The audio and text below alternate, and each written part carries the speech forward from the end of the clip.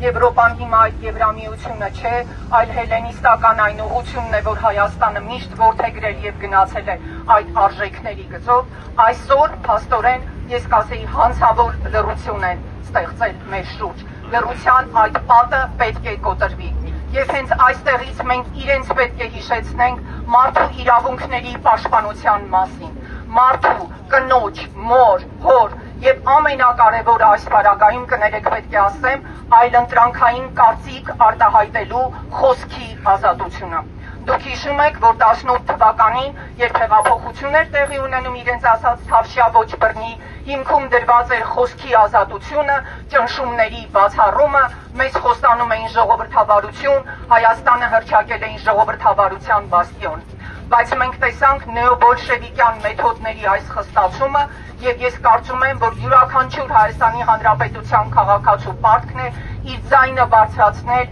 եւ Արեգնազ Մանուկյանի, որը խոշտանգվող մայր է, նրա երեխան եւս խոշտանգվում է, եւ Անդրանիկ Թևանյանի, եւ Արմեն Աշոտյանի, եւ Գագիկ Ծառուկյանի, եւ Մարտուն Գրիգորյանի, եւ կներեն ինձ բոլոր նրանք, ում անունները ես չտվեցի։ Ես կարծում եմ, որ մեր օրենսդրական այս պայքարը հանուն մարդու իրավունքների եւ հանուն եվրոպական արժեքների, եվրոպական այս կառույցները պետք է իրենց զեկույցներում ամրագրեն եւ դադարեն հովանավորել ակնհայտ բռնատիրությունը։ Բայց իրավիճակը փոխելու է Հայաստանի Հանրապետության քաղաքացին իր անկոտրում արդարադատության ձգտումով եւ օրինապահությամբ։ Ես համոզված եմ, որ մեր այստեղ